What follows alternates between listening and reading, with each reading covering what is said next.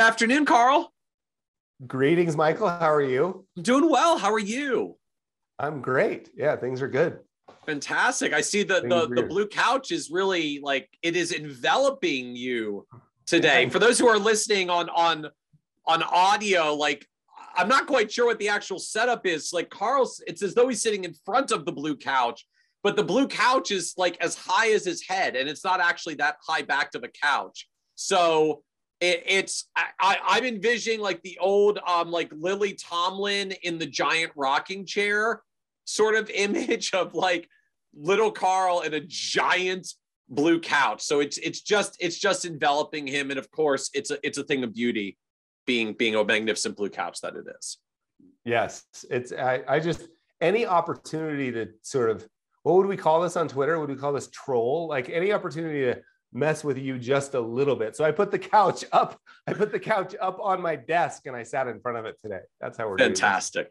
Fantastic. So for those of you who are curious, like we do actually put these on the Kitces.com website. They're also out on YouTube. So just if you have the sheer morbid curiosity because you've heard us blather on so long about the blue couch and you want to see what the deal is all about, the blue couch is in this episode. So this is episode 79. Go grab episode 79 on YouTube or on Kitces.com, and you can see the beautiful blue couch in all of its glory. And send my wife a note about how much you love the blue couch. Yes, and let her know. Yes, perfect. So Carl, what are we talking about? So what are we talking about today? So I thought for today's discussion, we have, as we often do on the podcast, we have spent a good time talking about niches over the past year or two. Niches. For our European friends, sure. So as we've been talking about niches, I find like the for most of us at the end of the day, this basically comes down like, okay, I sort of get it. Like, I get it. You pick a thing, you get known for the thing, and like people start finding you for the thing. Like, how do you pick the thing and make sure you don't pick the wrong thing? Or like I find for most of us at the end of the day, like the problem isn't even should I do a niche? It basically comes down to I don't want to pick the wrong niche, and therefore I'm not going to pick one. And because if I don't pick one, I can't pick the wrong one. And so I thought it would be a good discussion today of just how do you actually advocate going about doing this? Like actually picking a thing to make it your thing. Are we just going to, because you and I both feel like insanely strongly. You and I both feel very strongly about the idea of picking a niche, right? Like we don't have to, do we need to cover that at all? Why I think for at least today's discussion, like let's assume this is for all of you that have gotten to the like, okay, I buy the proposition, but like seriously, how do you do this and not go and screw up your business because you picked the wrong one and go down the regret train? Like let's how do we not put someone on the regret train while they're thinking like, okay, maybe I actually want to try this? Yeah. So look, this is one of my favorite topics because there is a lot of fear wrapped into it. Like, and I think the fear largely is a hiding place because, what you're being asked to do to pick a niche or a specialization is, as Seth Godin says, right? You're going to put yourself on the hook, right? Mm-hmm. And that feels a little scary, right? Like I work with these people feels a little scary because it feels like you're saying no. We've covered this in other episodes. Like you're actually just saying yes with an exclamation mark, not no. So I think it'd be fun to talk about like, how do you pick one? And then how do you take the initial steps of developing it? And let's go like, if it's okay, I think it'd be fun to go like super nitty gritty, like tactical. Is that okay? Sure. Yeah. Well, I'm still a hopelessly like socially awkward person at the end of the day. So like, yes, just give me the words, Carl, please. Like, just give me the word. I'll make them my own, but like, please just give me the words. We've taken, thousands is probably, but close to 1,000 people through this process. And so I know it works. And I know we can make it as easy as possible, even though it still feels a little scary. So in terms of picking, let's assume like like the thing I want to say first is the like you just guess. You know what I mean? Like, I know we want to get close to that, so we can do some things to make it an educated guess. Have you taken people through like current client base, finding a niche from your current client base? Have you gone through that process much, Michael? I have. We've written about it on the site. I don't know that we've actually. So how would you explain that to somebody? Let's pretend like you have a client base. How would you find a niche that you want to explore out of your current client base? So I tend to start with it this way. The starting point to me really is just come up with, I usually find it's maybe 5 to 10 clients that you just like working with. They're good clients. And good here is, well, I guess say good here is not just friendly and pleasant to work with, but are reasonably remunerative clients as well, right? If you clone your least profitable clients, it may be very pleasant, but you may not be able to pay your bills. So like, they have to at least be reasonably remunerative to be economically viable. It does not necessarily have to be like your top 3 most amazing clients, although you can certainly put them into the group here as well. So find 5 to 10 of your clients that you already like working with that are reasonably remunerative, where it wouldn't be bad to get more like them. Yeah. And I'm a fan of starting there and saying, like, just take them out to lunch and start the conversation. And to me, look, it basically starts something to this effect, like, you know, Mr. and Mrs. Client, like, you know, we're doing some new things to expand our business, and I would love to buy you lunch and just talk a little bit about how else we can serve you and how else we can serve other people like you, because we want to be better at serving people just like you. We want to do more for you. We want to do more for people that are like you. And I view you as an expert in your field, in your domain, right? Whatever it is, you're a doctor, you're a lawyer, you're a whatever the thing is. And I'd love to just ask you some questions to better understand all the things that you and people like you are dealing with. Yeah. Awesome. So let's back up to so here's some really tactical things you could do about the client thing. Take your entire client roster, throw it into an Excel spreadsheet. In the columns. Oh, you're singing to my heart, Carl. No, I know. So in the columns, just create columns. And one of the columns should be revenue, right? Like, because what we're really thinking of doing is like, we want to find a group of clients that we could replicate, and we would be happy if we had X. And for me, it was always 100. If I had 100 of these, this would be a good business. So revenue is one of them. I like to make one of the columns be occupation. So I think anytime we talk about niches or specialization, I think the shortcut is occupation, right? We're just really trying to find a group of people who have a similar problem that we can solve. And I like to think of the problem. I also like to think of, am I interested in solving that problem, right? Because if you're gonna do it for a while, you want to be interested in it. So the shortcut to finding a group of people that have a similar problem that you can solve is obviously the quickest shortcut is occupation. The other thing that's nice about occupation is we know where those people hang out. We know what they listen to. We know what podcasts they might read.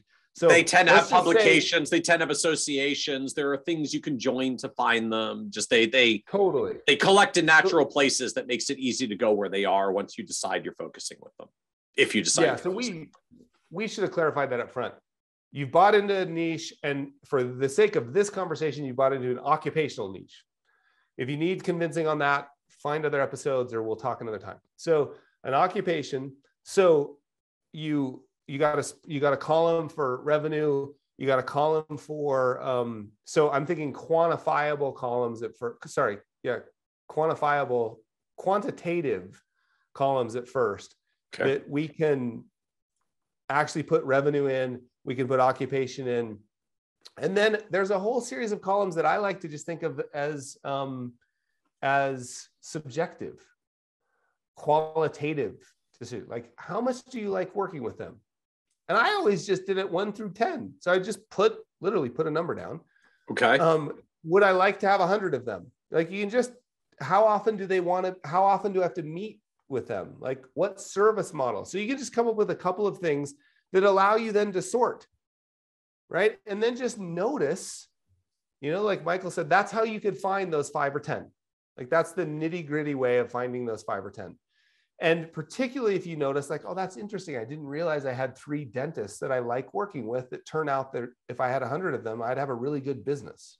Mm-hmm. So let's assume something falls out of there like dentists. And it literally is, you're not going to get more. I know you want more. I know I want more. Like, how do I pick the niche that I'm not going to make a mistake? We're going to take a little bit of a risk here, right? Like we're going to say, oh, interesting. There was 4 architects. I didn't even know that. They're all partners at small architectural firms. That's really interesting. And we're just going to treat that as tailwind for the next step. Like we can't know yet. We don't have enough information. So we're going to make a small bet, or another way to think about this is run a small experiment. And the small experiment is I've got 4 architects, and I'm picking architects on purpose because I don't know anybody who has a niche on architects. And I'm not using ER doctors or radiologists or anesthesia because I don't want to lead you in a certain path. So let's just say architects. So then to me, the next step is what Michael pointed at. Let's go interview these people. Let's go gather information. It's just an experiment. I'm a researcher. So at this point, take your marketing hat off. If you even have one, most of us don't even have one, right? If you even have a marketing hat, take it off. Carl, if I had a marketing hat, I wouldn't be happy. I wouldn't be listening to this podcast about how to pick one of these niches. Yeah, none of us that's why I need the help. Marketing is not my strength here. Right. So take the business building hat off, take the marketing hat off, and put on the investigative journalist hat or the academic hat. You're interested in how you can help those people. And the best way to find out how to help those people, and this is going to be amazing, and you'll find this later, is the best way to find out how to help those people is, it's crazy, ask them. So let's do some scripting, like literally like word for word. And I think this can be done via email or a phone call. Excuse me, a little cough. Don't worry. No, I'm not contagious. And even if I were, you won't get it by watching this video or listening to this podcast. As a joke, Michael. Come on. Appreciate that. Appreciate it. Okay. So, but you did test negative. Oh, I've tested 87,000 times negative. So, one thing to think about, I think it's helpful, even if you're not going to do it, I think it's helpful to think of this process. The end artifact of this process is going to be a white paper. Okay. It's just helpful to have that thought in mind, because here's how that helps. I can call architect number 1 on my list, and I can say, hey, Michael, we're considering some changes at name of a firm. Prasada Partners was the name of my firm. Prasada Capital, sorry. We're considering some changes at Prasada Capital.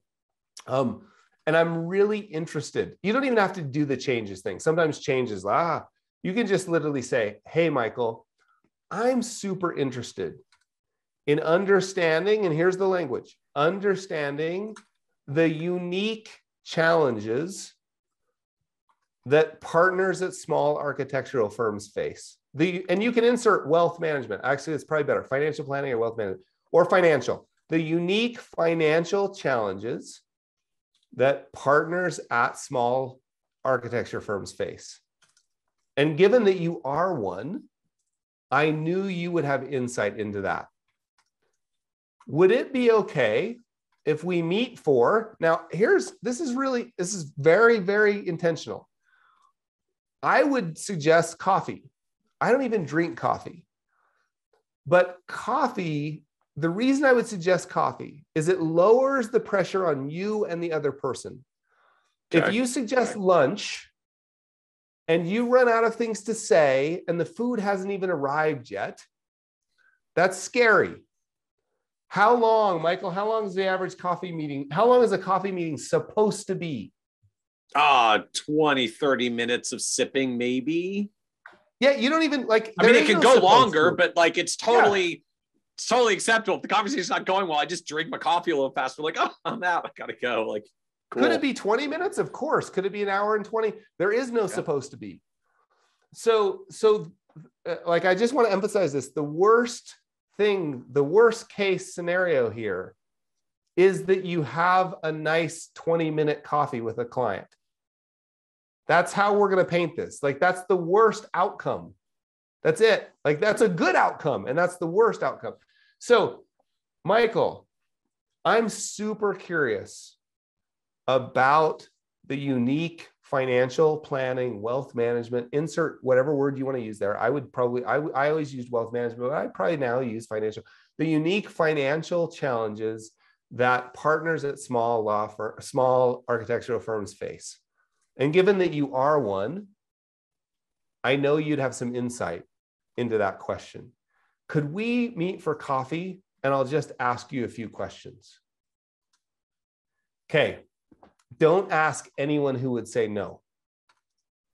You should have 100% yes. Because I'm asking existing clients. Like this is friendly territory. Clients. Yeah. And just if there are clients that for some reason you don't think would say yes to that, just don't ask them, right? Now, let's talk about how to ask people who are not clients, because that's really important here. So that's the question. We'll talk about what to do when you get there in a minute, but that's the question. That's not that hard. I'm interested in the unique financial challenges that insert name of niche face. Given that you are one, I knew you'd have some insight into that. Would you mind if we meet for coffee? And I'll ask you a few questions. Okay, now let's talk real quickly. Let's pretend like there are some people that you don't know. Okay, and here's how you find those people. Because ideally, I think you want to do 10 of these interviews. And the material you get from these 10 interviews, that's why I like you to think about, it's going to inform your content creation strategy going forward. Like, it's all reusable, right? And I like the idea of framing it around a white paper. If I knew I was going to write a white paper, this is how the request would go. Michael, I'm super curious about the unique challenges, unique financial challenges that senior partners at small architectural firms face. And I know that you would have some insight into that problem because you are one. You know, one of my goals is to write a white paper with what we find. And I'm curious if we could just meet for coffee. Actually, probably do the coffee part first. Given that you are one of them, I know you'd have some insight into that question. Could we just meet for coffee? And I'll ask you a few questions. My goal, based on what we find, is to write a white paper, and I'll make sure I get you a pre-publication copy. That's why the white paper thing's so nice, is because it's a thing that you can give them, and it gives some structure to what you're talking about. Now, you don't have to. You could do the first version. Okay, cool. Now,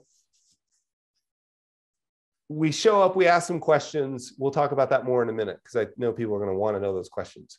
The last question we're going to ask is, Michael, gosh, this has been super informative. Who else do you know that might have unique insight into the problems that partners at architecture firms face? Now, you can prompt them a bit. Hey, you mentioned that there's a chapter of the architect owner, society. Do you happen to know anybody over there? Like, so maybe they know the president of the society. Maybe they know the editor of hey, do they produce a newsletter? Like, those are the kind of people we want to get on this other list. So the other list we're thinking about is distribution, right? So a list of people who are in the profession that can give you interesting things, starting with clients and people friendly territory. The other people we're hoping to find are people that can help us, again, just using the white paper as a placeholder. Please don't get too concerned about that, but they can help us with the distribution of what we learn. So I could give you example after example of how this works, but let's say the editor for us, what happened? The editor at the Southern Nevada Dental Association. Okay, so we got that name. So let's go back to the invite with someone that you don't know. Okay, so somebody gave you a name. John, my friend, he also owns an architecture firm. Or, hey, Sally's the editor of the Architectural Firm Digest. Gosh, could you introduce me to Sally? Oh, yeah, for sure. It sounds really interesting. For me, it'd be really interesting if you could introduce me to Sally. That'd be amazing. Okay, how do we approach Sally? We just say, Sally, thanks, John, for the introduction in the email. Thanks, John, for the introduction. Hi, Sally. I'm really interested in the unique challenges that partners at small architectural firms face. And given your role as the editor, John and I both thought you'd have some insight into that problem. Would it be okay if we just met? I can stop by your place even. I'll bring you coffee if you want, but could we just meet for 15 or 20 minutes so I could ask you some questions? My goal, right, with what I find is to write a white paper. Now, I want to just introduce this, like, why are you interested? I never had anybody ask that. Never. I don't know anybody who we've taught to do this has ever had anybody ask that. But if they do, there is nothing wrong with saying, we have a number of part art. Now, you can't say this if it's not true. We're not allowed to lie and call it marketing. But we have a number of architects, and we are always looking for ways to serve them better. There's nothing wrong with just being upfront. Like, we're looking for ways to serve that better. Or even, we've really enjoyed working with them and we'd like to work with more. And we know the best way to work with more, we want to make sure we can serve them well. So that's anything scary in there, anything confusing, anything we need to clarify, review? I think I'm still wondering in part just what are the questions you like to ask when we get in this meeting with John? But are you okay with getting the meeting? Yeah, I think so. I'm thinking about this as well, just the parallel for those who maybe go through the exercise and either still aren't sure which clients to go after, or frankly, for those of us who maybe are a little bit newer and like, I don't have a lot of clients yet, or I don't have any clients yet because I'm still getting started, that just to know, like I've seen another version of this. We actually wrote about a version of it on Kitces.com a couple of years ago for advisors who don't have a client base yet to go to. That's essentially a similar script. It's I'm doing some market research for a new business or a new line of business that I plan to launch next year, working with partners, small architectural firms. I see you as a very successful partner at firm so-and-so here in town, as one of the more successful architects in town. I'd love to buy you coffee and learn more about some of the unique challenges that you face. Would it be okay if we met for coffee? And at the end, I'll share some of my market research with you. And if you wish, we'd actually like to highlight you as a case study in the research. Yep. And I find approaches like that work quite well even out to strangers, because at the end of the day, people like to be honored and flattered, recognized. Like, I see you as a very successful person in town. I'd like to highlight you in a case study. For a lot of people, they like the opportunity to talk about themselves and feel recognized. And so you may not get 100% meeting rate on that with strangers the way that you necessarily will with clients, but you can open a lot of doors that way. And that's not like a warm calling strategy so that you can then ask for their business. That's like you legitimately then have to ask your market research questions and go through that process. You're not trying to get them as a client.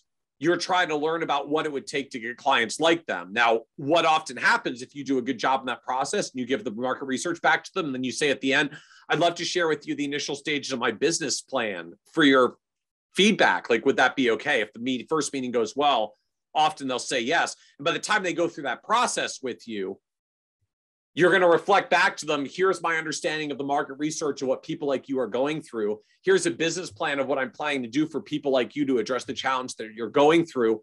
A few of them are going to get to the end and say like, oh, you basically built something for people exactly like me and the problems that I face. I should probably hire you because I actually have these problems and need this solution. So it may turn into a client later, but it's starting from the same place, right? Which is, I'm doing a white paper, I'm doing market research, I'm trying to create a business plan, and I'm just trying to talk to successful people like you and highlight their stories. Would that be okay?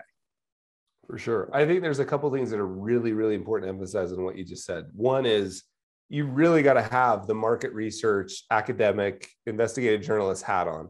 This can't be a trick. It turns out that it's the best marketing you'll ever do. but it can't be a trick. Yep. It's got to be like, you just go in. It's really a mindset. You've got to get firmly in place, like super curious. I'm trying to solve the problem.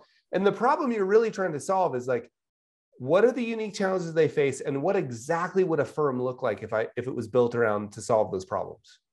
That's the kind of, and if you have that in place, and then the next thing to think about is one step better than that cold would be warm. And I really believe that if you saw that guy, that lady who is I see you as a very successful person in town, I'm pretty sure you can find somebody who knows them, right? Like, so if you can just get one step closer, you use very similar, like it's your uncle, they're not a client. And you call your uncle and go, hey, I'm doing some market research on the unique financial challenges that architects, small firms face.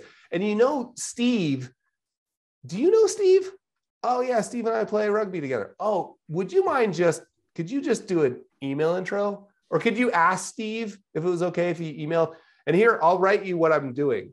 I'll send it over to you in email. If you can just get one step closer, everything's a lot easier. But that language is awesome. And, sharing market research, another way to say that would be, I'll share with you what we find, right? I'll share with what we learn. So then you've got this added benefit of they're going to get something out of this that's going to be helpful to them. So I get so fired up about this process that I want to go back and build another business. And if I were to do it, just a little, it's not even a suggestion, but it would be entrepreneurs with a successful exit over X. And I would just pick what X is. And I'd probably even get more specific on an industry. Well, why would it be that? Because that's a problem I want to solve. I like those people. Like if I built a spreadsheet, those people would get really high scores qualitatively. You know what I mean? So it could be, and what you said earlier too, Michael, about if you're new and you don't have any clients, well, the range of potential you're just guessing with a little less information. It's still a guess, right? Like you're just guessing with a little less information. So Carl, with one, go ahead. I would say with the limited time that we've got left, can you dig into just what are when I get the meeting, after which I'm going to write my white paper and do the thing. Like, what am I asking in the meeting? Do you have particular questions that you like as go-to questions in this meeting? Totally. Yeah. And I don't think there's anything wrong with you actually having these questions written out. And again, I'm trying to do everything we can to lower the stress on you, right? It's coffee, relax. You're doing market research. It's okay to actually have a list of questions. Yeah. But when you're doing market research, people actually kind of expect that. Yeah, you could just have them literally right in front of you. After you do this once or twice, you won't need them, but until you do, it's fine. So I would ask questions like this. Excuse me, you can just ask to start. First of all, thanks, Michael, for coming. Like, as I mentioned in the email, I'm super interested in the unique challenges that architects at small firms face. And I know you'd have some unique insights. So let me just ask you a couple questions. The first question you could ask is, what are the unique challenges that architects face? Financial challenges that architects face. Another question, did you learn anything about this in school? Did they teach you about this in architecture school? What financial planning or financial management classes did you take in architecture school? Like I'm thinking of med school and business, even business school. Interesting, right? Like I have a finance degree. There wasn't a single personal finance class in my finance degree. Right? So what classes did you take? I love these next questions. What are the things you wish you had known 10 years earlier? If you could go back 10 years, there's a couple ways to ask it. If you go back 10 years from now and talk to yourself 10 years earlier, what would you tell them about finance? Like, what are the things you would suggest they do 10 years ago? What do you wish you had started 10 years ago? Those questions of like, what do you wish? What are the things you did? So this is an intentional, it's not tricky. This is an intentional play here. What are the things you've done really well? Okay, so when it's really well, you're asking about them. I've made this mistake too many times. I've done the opposite. It's really well ask about them. Because the question I love is the mistakes question. And I used to say, what are the biggest mistakes you've made? And that's fine. And actually, if depending on the relationship, it can be really powerful. But it's so much easier to ask, what are the biggest mistakes you've seen other architects like you make? So what are the things that you did really well? What are the mistakes you see all the what are the things you did well, and what are the mistakes you see other people make? Because for sure. Clearly you don't make them as one of the leading architects in town. But for sure. What do other architects do well? You can feel the scars from asking that question wrong, right? So yeah, please benefit from that. So like, what are the things you did really well? What are the biggest mistakes you see other people making? What are the biggest, and you can break that question down a bit. What are the biggest mistakes you see other senior partners making? What are the biggest mistakes you see young architects making? Right. So that's the success mistake question. Then I also love, this is one of my favorites because it's literally you're asking them. I want to tell you a story about this when we're done, but if you could wave a magic wand and create the perfect relationship with a financial advisor for architects like you, what would it look like? And you can get nitty gritty here. How often would you talk to the person? How often would you meet? How involved would you be in day-to-day things? Like, how much detail would you want? You can get as nitty gritty as you want there, but I love just starting broad. If you had a magic wand and you could create the perfect relationship with a financial advisor, what would it look like? Now, and then let's wrap up with a couple. So it's really like 10 questions is a lot, so like, don't think you have to have 50 questions. I loved asking what, if you were me, what would you have asked? Or what questions did I miss? Here's another way to phrase that. Is there anything I haven't asked you about that I should have? This is such a ridiculous process because the reason it's so cool and I get so excited is people literally tell you exactly what you need to know. And you're going to have this experience. If you end up writing a white paper, let me get back to the last question, but if you end up writing a white paper about this is the experience you will have. I had this experience. I've done this probably 10 times. Every time we handed the paper to somebody, I had this experience at least once. They would look at the paper and then they'd look at me. And suddenly I was like 50% smarter because it was an actual paper with my name on it. Then they would open it. They'd start flipping through mainly just like the call out quotes and the headings. And they'd kind of flip through it and they'd look up and go, how did you know this? And my favorite response was, crazy, Michael.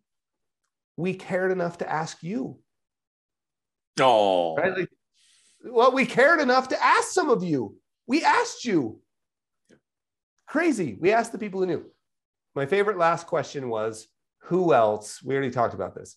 Who else do you know that would have a unique insight into this that wouldn't mind me spending 15 minutes asking them these questions?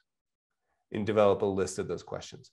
So then you do one or two of those. I think you'll start to have a sense. Here's what I think you look for. Tailwind, energy. Like, wow, I enjoyed that. I learned a lot. Like our first paper with dentists was called Unchained from the Chair. And the reason it was named that is because at the first two interviews, somebody used it. I feel chained to the chair. If I don't go to work, I don't make any money. Mm-hmm. That was like their number one problem they were identifying. The number one unique financial problem was my number one asset is the present value of my future earnings. I mean, they didn't use those words, but that's what we discovered. So we called it Unchained from the Chair. Well, there was energy from that. Like, oh, that was fun. And so then that's like, do I want to spend more time on this? If I do, keep doing the interviews. Yep. That's how I developed. I was saying the version that you get to at the end as well, just when you come back with the white paper, the market research, the the business plan of the new thing that you've been working with them on, is to then ask at the end, do you know anyone I should be talking to who would be helped by this new offering that we've been creating together? Yep. Right. Like not asking them, because that puts them on the spot and can undermine the dynamic that's been built. But, we've been working on this thing together. You can see the fruits of our conversation. Do you know anyone I should be talking to who would be helped by this? And sometimes they'll say, actually, I think we should talk, but they may refer a colleague, because you're now setting up a referral based on they know you and they trust you because they know you've heard them, because you can show it to them in the white paper, the market research, the business plan you put in front of them. And they know who needs help with this because it's their world. Yeah, and I think that's perfect. And I want to lower the temperature even more just for fun, right? Like, I honestly believe that if you show up with the artifact, and by the way, like some of our white papers were 2.5 pages, like we're not talking about 20-page things. They just called out the problem. What did we learn? Oh, present value of future earnings, chain to the chair, architects, we could, whatever. You just calls out the problems, has a transition. The transition is the traditional financial services industry is ill-equipped to handle these challenges. What's the solution? Comprehensive financial planning, and then you just describe not what you do, but what an ideal financial planning relationship looks like. You meet, you do this, you could even describe the 7 steps, like whatever. Of course, they're the things you do, but you don't call them that. You just say, here's what it looks like to meet with somebody. I have found that all you really have to do is nail the problem. So somebody feels heard. It's irrelevant. It's their problem in their words, and have a good, and by good, I just simply mean easy to read, about the author, about the firm, and like no other thing. And then just say, look, hey, I'll leave you 10 copies. If any of your colleagues would find this valuable, feel free to share it with them. I always like finding ways to ask people to share it in a way that they would say yes, that they would say thank you, instead of feeling like it was a burden. Right. Hey, we wrote this for the people we interviewed, but geez, John, if you've got colleagues that would find this valuable, don't hesitate to share it with them. In fact, I'll leave you 5 copies. Very cool. And then of course, the landing page, the email, all the other marketing stuff we've ever talked about on Kitces and Carl, all can be driven to that thing. Every little sentence in there could be a tweet. You know what I mean? Like it just expands, but that's how you identify the niche. And that's the nitty gritty way of finding them. That's word for word, how to set up the appointment, what to do in the appointment, and then the artifact we've pointed to because we've talked about it other places. All right. Awesome, Carl. Awesome. Thank you for sharing the journey. My pleasure. It was super fun.